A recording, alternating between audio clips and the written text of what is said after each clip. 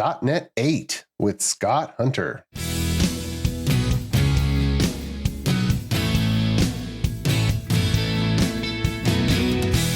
The Azure DevOps Podcast is a show for developers and DevOps professionals shipping software using Microsoft technologies. Each show brings you hard-hitting interviews with industry experts, innovating better methods, and sharing success stories. Listen on to learn how to increase quality, ship quickly, and operate well.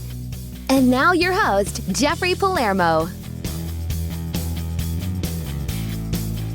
Welcome to the show. I'm Jeffrey Palermo, your host for helping you and your teams move fast and deliver quality and to run your software with confidence in Azure, all while using everything that the .NET ecosystem has to offer. The podcast is sponsored by ClearMeasure, a full-service software architecture and engineering firm empowering software delivery for business-critical software projects. And a quick announcement, my architect forums are going strong. It's a great session once a month. Signups for the next session are up. And if you lead a software team and you're looking to collaborate with some of your peers across the industry, then you can just go ahead and sign up at the link in the show notes. It's completely free and it's a fun time. And also for those of you looking for Programming with Palermo, my video podcast, you can just search for it in any of the podcast directories and you'll be able to find it. Now, my returning guest today on the show is none other than Scott Hunter.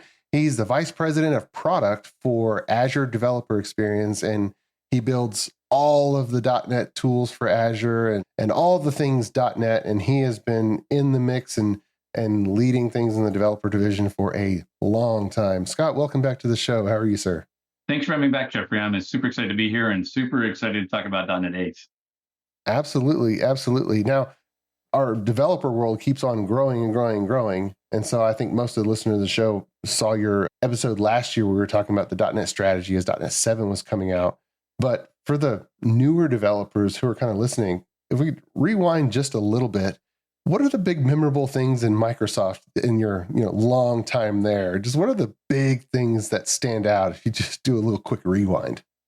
I think the big things that step out. So for folks that don't know, I've been working at Microsoft since 2007. So I joined the ASP.NET team back in 2007, along with a bunch of other folks you might know, people like David Fowler, Scott Hanselman, Damian Edwards, Glenn Condron, or all Phil Hack, I should say as well. Yeah, we're all part of some of those early ASP.NET days. If I think of my most memorable things in my history at Microsoft, would be number one is in 2008 we released MVC 1.0 for ASP.NET, and that was because Ruby on Rails had just shown this new MVC pattern was a popular thing. But more importantly, MVC was the beginning of some of the open source bits that we had. So we shipped it as, it wasn't proper open source yet, but it was the beginnings of, it had an MSPL license, but it was the beginning of doing some open source stuff. I would follow that with 2012. We properly open sourced all of ASP.NET, and we started taking contributions on it. So that was a big highlight. But really, the thing that really starts mattering a lot to us is in 2013. We started asking ourselves, wow, this Linux thing is really important for web applications, and open source is a big thing. And so it was where the notions of what we now would call, .NET 7 came from. This is the ASP.NET Core revolution, where we kind of rebooted .NET. We kind of said, hey, the ecosystem has moved to a new place. We need to have the right product. And so we had a fully open source stack that runs on Windows, Mac, and Linux, runs on x86, x64, ARM32, ARM64, across a ton of operating systems. So to me, that 2013 was the beginning of a turning point of rebooting .NET, which we shipped in 2016 as a GA.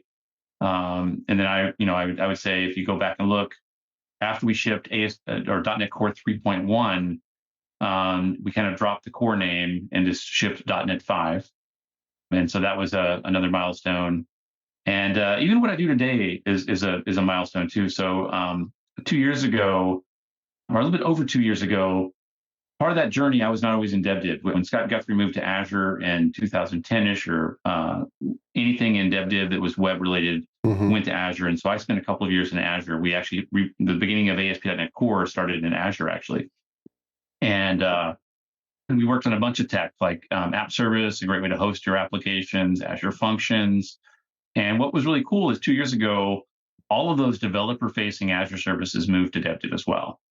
And so to me, it kind of put DevDiv back together. DevDiv was all together like that in all the way to 2009, and then it split apart, and it gets kind of come back together. And I work on all of those Azure services. My team builds the tools for Azure.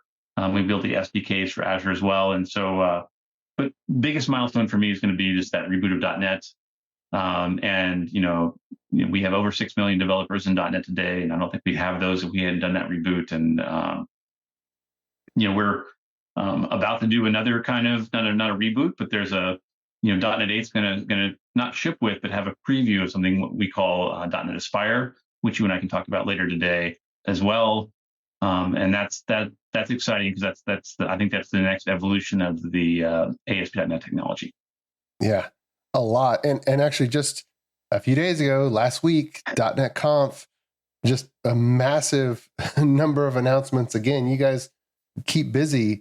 So, hot off the heels of all the announcements at .NET Conf, and then of course, looking forward to Microsoft Ignite. What are the highlights? Like, there's so much content out there, but what should developers really focus on? What are the themes? Now, there's tons of stuff, but are the things that are, sea changes that are like, okay, don't miss these because these really do. These are the difference that make the difference. I have 3 focuses on .NET. Well, maybe 4. I'll talk about 4. Let's talk about 4 things today that I think that are kind of important in the .NET ecosystem.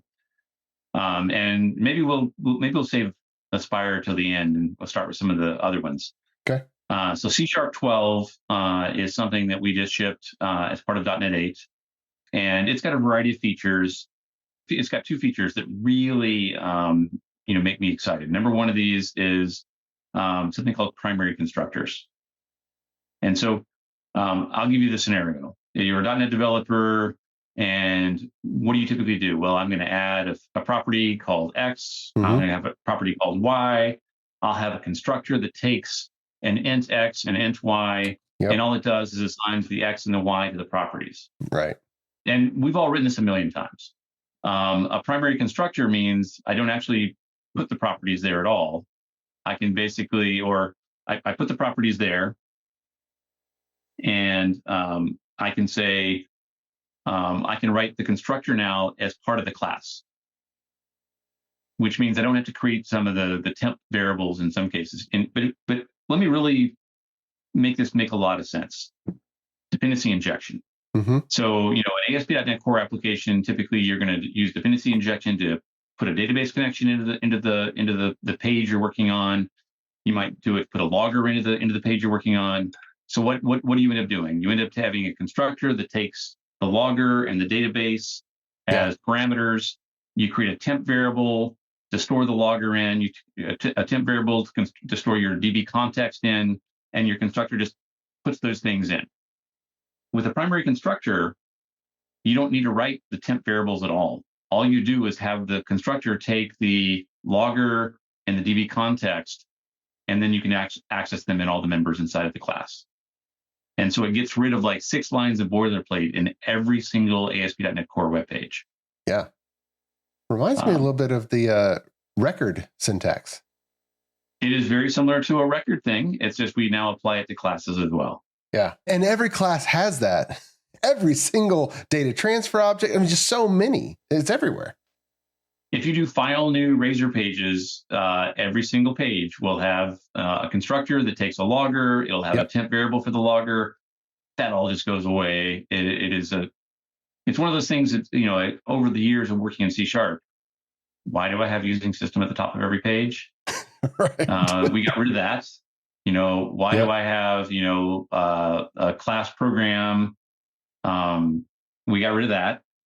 It literally is, we look at the code that you're writing, and we're asking ourselves, why is that same duplicated code in every single file? It makes no sense. And so with global usings, which we did a couple of releases ago, all the usings go away.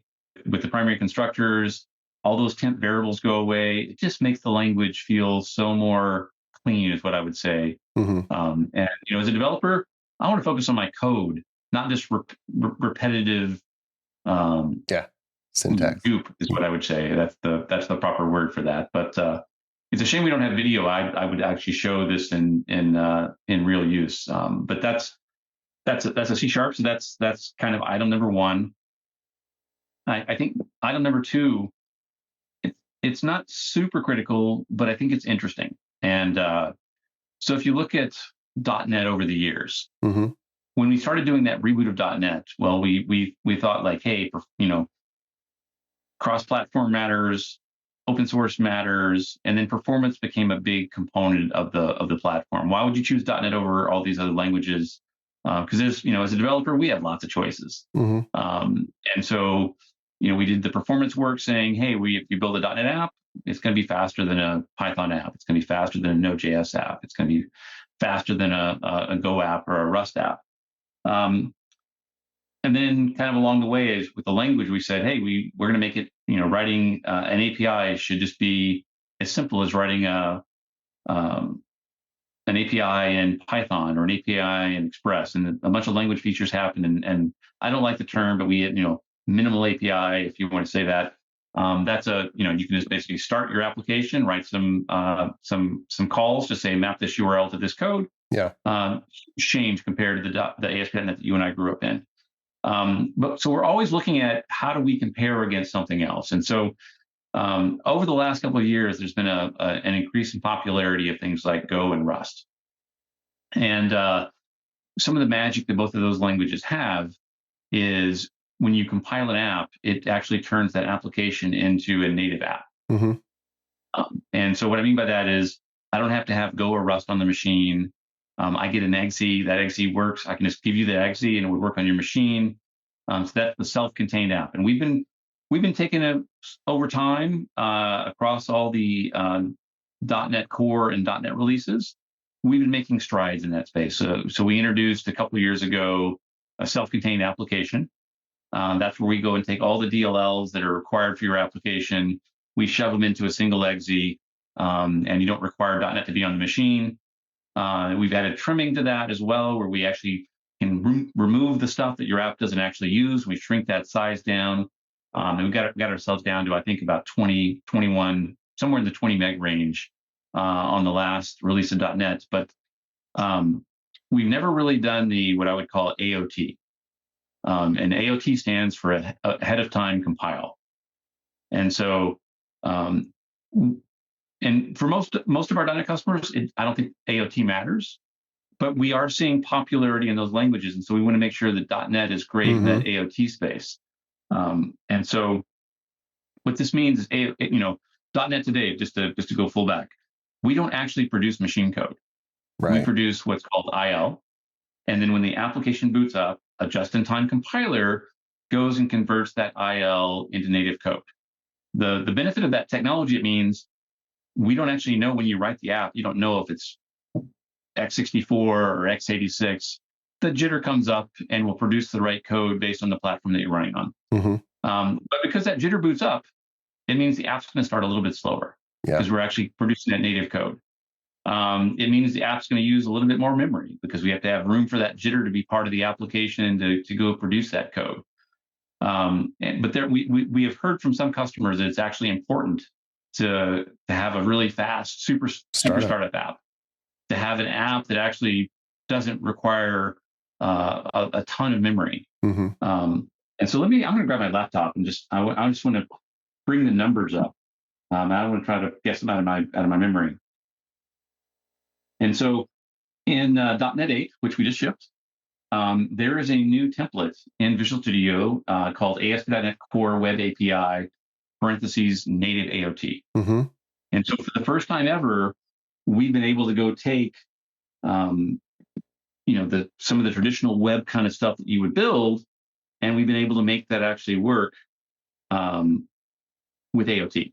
And let me explain why that's a challenge. A lot of things that .NET does, we use reflection, where we can go and look at stuff, and then we can actually also produce code on the fly as well using reflection. that doesn't convert to AOT very well. Right. And so we've been on this journey to slowly go through and update a few of these things. And every release we'll go a step further. We've got APIs working this time. Maybe the next time we have MVC working. But here is an example of, read some numbers to you. Okay. So if I build a .NET web API today and I publish it, I can do that single exe kind of thing that I was telling you before. That's going to produce a 95 meg exe. Mm-hmm. When it boots up, it's going to use about 87 megs of RAM. Okay. The startup time is going to be about 142 milliseconds, and it's going to do 809,000 requests a second. And it's, we've got great performance. So if I take that same app and I AOT it in .NET 8, the published size of the app is under 10 megs. Nice. So that's Yeah. 95 megs to under 10 megs. Mm-hmm. The working set, which was 87 megs, is now 40 megs. That means it runs in 40 megs of memory or less. Mm-hmm. The startup time goes from 142 milliseconds to 34 milliseconds. Because you don't have to boot up in JIT. Yeah. And then our request per seconds, this is where people that are listening are going to go, what? The request per seconds today is 809,000 requests a second. It's going to drop to about 724. So not a big drop, but a little drop. And so this also means if you want to build like a command line tool in .NET, you can build a under 10 meg. Like I think Hello World is just like 2 megs now. And so if you build a command line tool and you want to ship that to people just to install on their machines, those become super small. That's kind of the Go and Rust kind of thing. Mm-hmm. The reason that RPS dropped is that Jitter's amazing tech. The tech is so good today that the Jitter might go, hey, I jitted something and the app is running, but it's like, wow, that code's being called a lot. Let me jit it again and make it even faster. Right. Or the Jitter might be able to say, hey, I can actually see the path through the code. And because of that, I can actually optimize the path that the code's using the most. And so the Jitter's always going to be a little faster than ahead of time, because ahead of time doesn't know how the app's actually running. We compiled it, and the app can never change again. It's immutable, and so it can't adjust or be changed on the fly for performance. But you get almost the same performance, great startup. And there's, as I said, I don't think this is going to change the world, but it means that somebody can't come to us and say, well, my Go app is smaller or faster than a .NET application. Yeah. To me, it's like our job is to make sure that the .NET is best of breed in all these different places. And it's amazing tech. I can build a desktop app on Windows. I can build mobile apps on iOS and Android. They run on Mac and Windows as well. I can build great web applications. I can build great APIs. I can build great command line tools. We've tried to make .NET work in all those places, and this ahead of time compile thing is just another piece of the journey. And it's actually building on the tech that we built for Blazor for WebAssembly, which is AOT'd, and also those native apps. Being able to run a Maui app on an iOS device, that's also AOT'd. So we're taking that AOT tech and making it available in more places. But it's exciting to me that we're doing that. One of our principles is not changing the way that .NET works. Java has a feature called Graal VM, which is how you would write native code in Java. But much of the Java ecosystem doesn't work in Graal. And so one of our design goals as we think about ahead of time compile in .NET is how do we make it work without breaking the entire ecosystem? Yeah. We don't want you to change your app. Now, as I said, I'll be very clear. You can't run it with MVC today, but that's because routing is using reflection. We're using dependency injection as well. And so, but we can make those features work in AOT. It just takes us more time. And so I think every .NET release, the AOT thing is going to get a little bit better. But we've taken a huge step. This is the first time you can run web in AOT in .NET, in .NET 8. Yeah. Well, I'm thinking of how common are the scenarios where you need a really small program to run inside an Azure function, or an Azure container app, or just a really small little program that sits there behind the scenes. And there's two scenarios. Either it has a couple of web endpoints and it's an integration with something else inside Azure, or it sits there and it just listens to an Azure Service Bus queue. And when messages come, it just moves some data or does something. And so it's not a whole lot of code, but we want to be able to use the bursting. We want to make it really cheap to run and just be able to burst with volume, but with really jagged usage curve. It excites me because as part of this journey, we've been, I've been working on .NET since 2007, and so I just love seeing this progression, and we're gaining these new things over time. This is the first version. The cloud native stuff, I do want to drop one more thing and think about that I like, and that is we also artificial intelligence, AI, OpenAI, whatever that you want to think about. Yeah, I'm excited about that tech as well.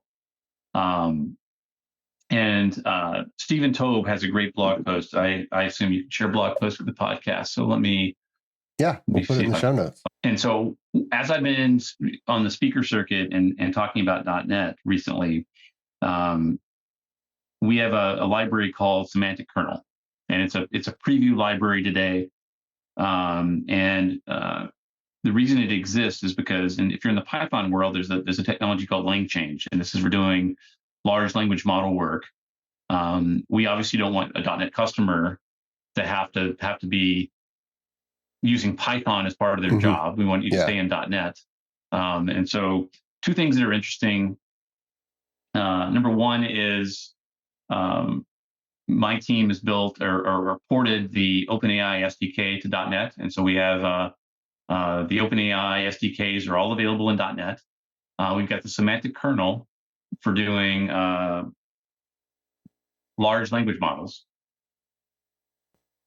And here's the blog post. Let me just, I'll paste it in the chat so you can put it in. We'll do it. The notes for the podcast.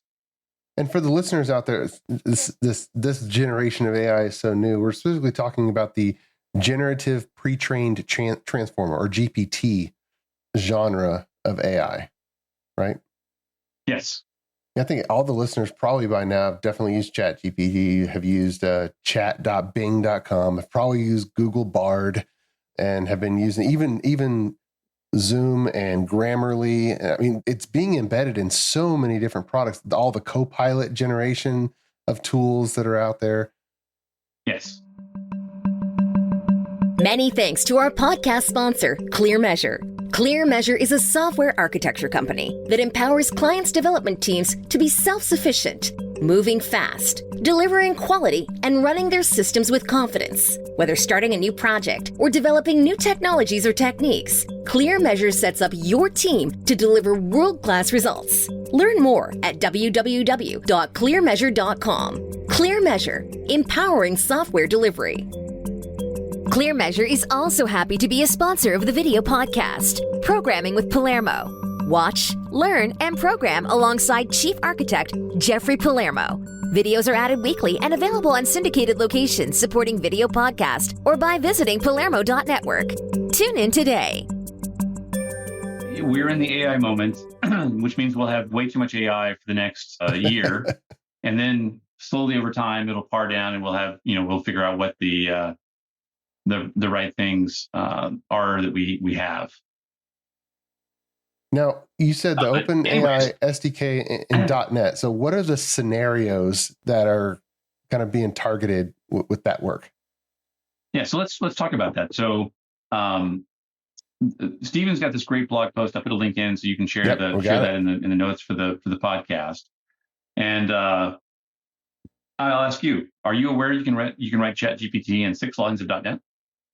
Yes, because I kind of went through one of the samples, but that's just embedding it into your own web page. Most people would be surprised that you can actually write a ChatGPT experience in just a couple lines of .NET code. Yeah. Makes me super excited. So, but Semantic Kernel is the .NET equivalent of LangChain, and a combo of Semantic Kernel plus the Azure OpenAI stuff gives you a pretty great developer experience.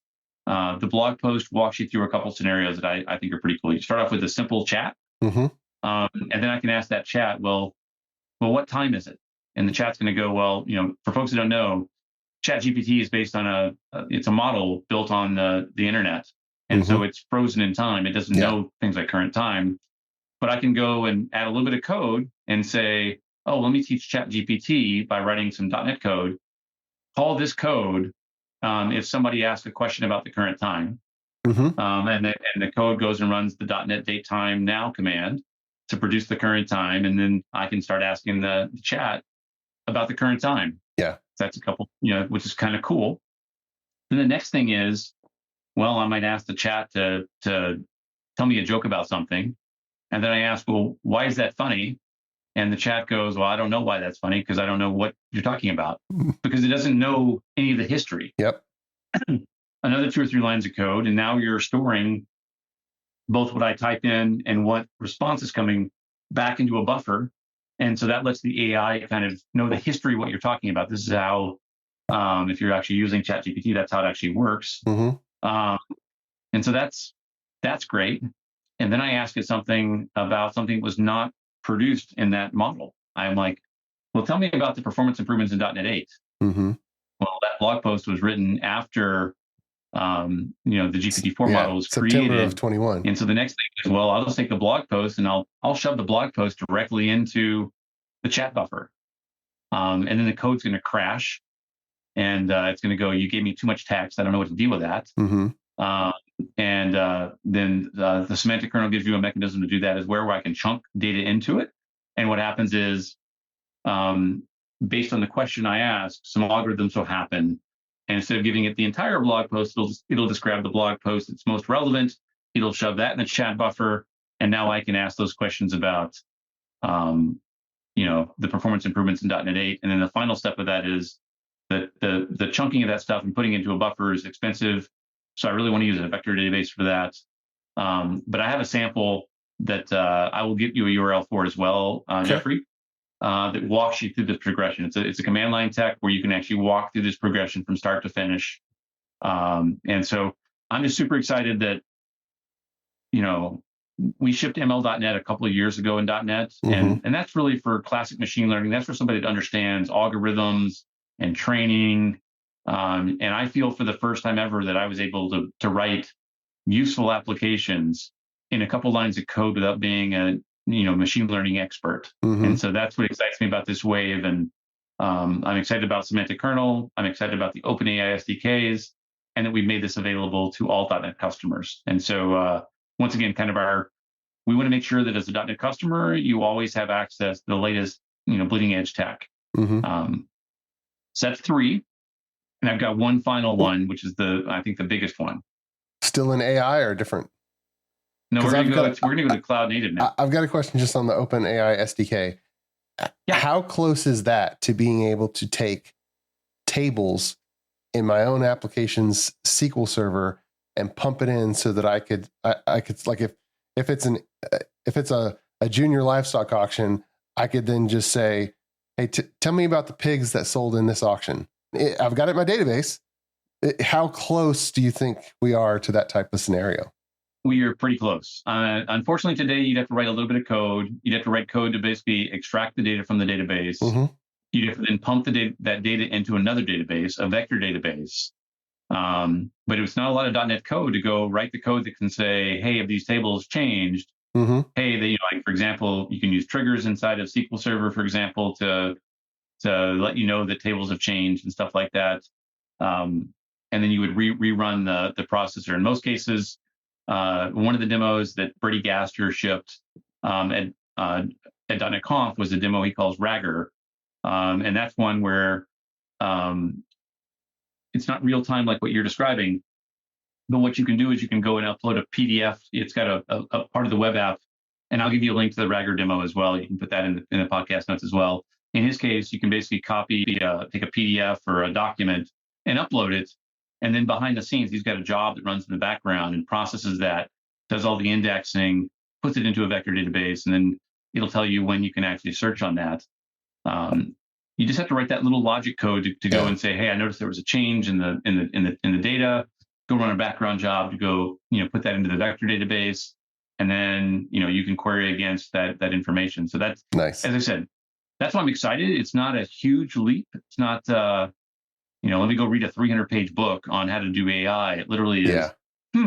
I need some logic to go see if my database has changed recently, and if it does, I run this code to go do that. So very cool. Yeah. All right, next item.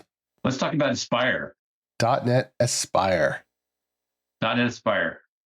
So .NET, ASP.NET Core has always been a web framework that you can build anything with. You can build cloud native with ASP.NET Core and .NET 7. You can build anything. We've always had the ability to build anything, but we've kind of left it to the reader or the writer to go and figure out their path to go do these things.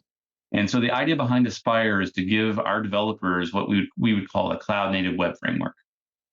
And we're not rewriting ASP.NET. It literally is, you're going to use the same web APIs. You're going to use the same Razor pages, MVC pages, Blazor pages that you've done before. But let me explain what makes it special.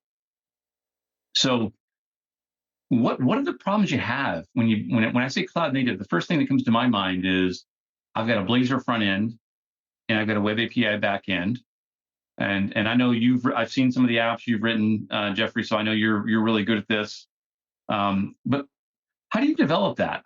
Well, what you do is you create your Blazor app, you create your web API app, and then you go into each of them and you go find the startup, the launch settings, and you paste the IP address of one into the other, which is a very fragile barrier. So to make the Blazor app be able to find the backend app, you have to go find what the launch setting says is the IP address of the backend app and paste it into the Blazor app, and vice versa if you wanted to call both ways. If you publish that to the cloud, well, those local machine IP addresses are going to change again. So what we find is it's very cumbersome. It's even hard in many cases to actually make something I can give to you and it just works, because you might have a port conflict in your machine. And so Aspire tries to solve that. It's going to go solve the connection problem. With Aspire, I can basically give the apps a name. The front end app, we can call it front end. The back end could be called back end. And when the Blazor app wants to make a call to back end, it just says back end. The URL is just back end. And we do all the IP address and port mapping stuff behind the scenes for you, which means local development is very easy. And then when you move it to the cloud, we do that for you. And so I think that's a huge step. Another part of Aspire that's very interesting to me is, anytime you build an app that's multi-part, Visual Studio has been around for a long time. The tools inside of Visual Studio to run more than one project at the same time. You're on your own. Haven't really changed in like 15 years. I mean, they've been there for a long time, but they've not gotten any better. And so folks that don't know this, what you do is you right click on your solution and you can click and say, well, here's my startup project. And you can choose which projects to start. You can choose the order for them to start. And then it's kind of clumsy and clunky. It's slow to start. It's just, I don't consider it to be a great experience. And it gets really bad when you go to VS Code.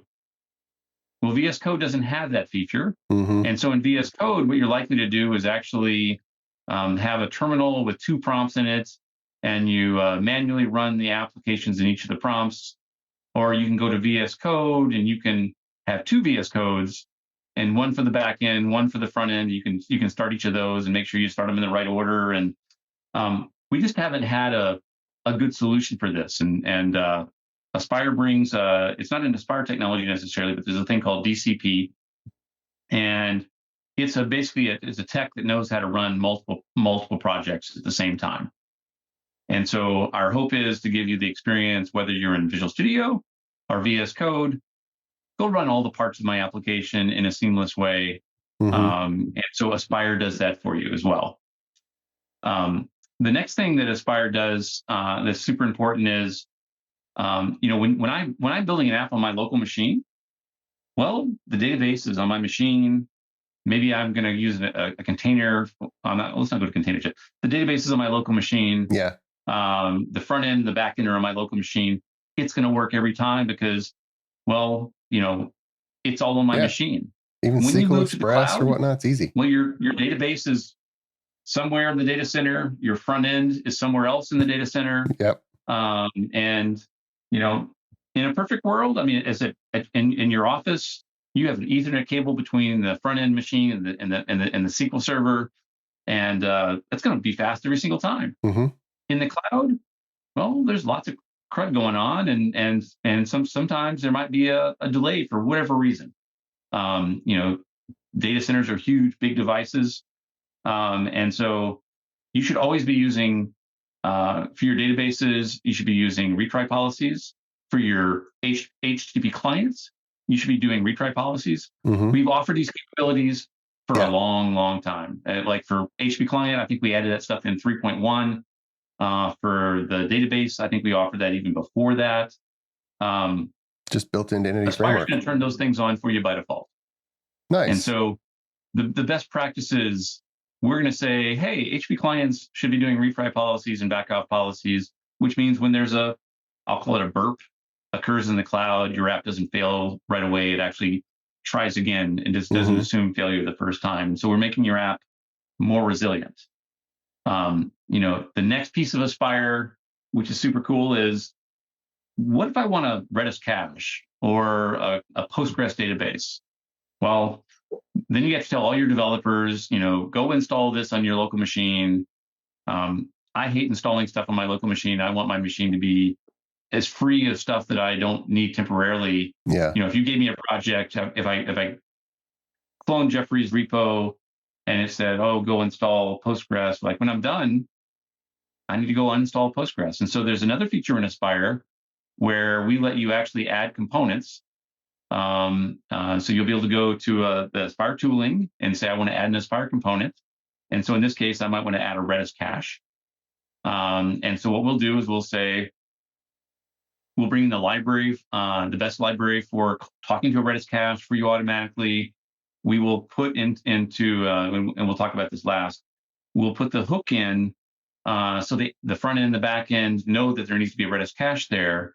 And when you run locally, we'll go and download a Redis cache in a container, run it inside the container. And when you stop running the application, the container goes away. And so no longer do I have to worry about installing that Postgres, that MySQL, that Redis cache, or whatever the technology it is. Now that thing runs in a Docker container. And when I'm done, all the tech is off my machine and I feel like nothing's bad happened to my machine. I can give you a great Control F5 experience on your own box. And when we move you to the cloud, we would probably move you off of using your local copy of that and use something like Azure Redis Cache to do that. And so that's kind of an umbrella of a bunch of the big things that Aspire tries to do for you. And so the way that works is, today you would have your Blazor app and you would have your Web API app, and they'd be kind of in their own isolated forms. There's now a third app that gets created, and I call it the orchestrator app. I don't know what the .NET team calls it, but for me, it's the orchestrator. And that's the app where I say, hey, I've got a front end, and I'm going to call it front end. I've got a back end, and I'm going to call it back end. And each of those lines, I then specify which project in my solution, which class makes up those things. And then I can tell the front end that it depends on back end. Well, why does that matter? Well, that matters so we start things up in the right order. So when the front end boots up, we've already booted the back end up. It also, I could say that the front end depends on the Redis cache. That will cause us to pull the Redis cache, boot the Redis cache up. And so all of that stuff, by having that glue project, it kind of tells the tech, how does everything hook together? That's what actually powers Aspire.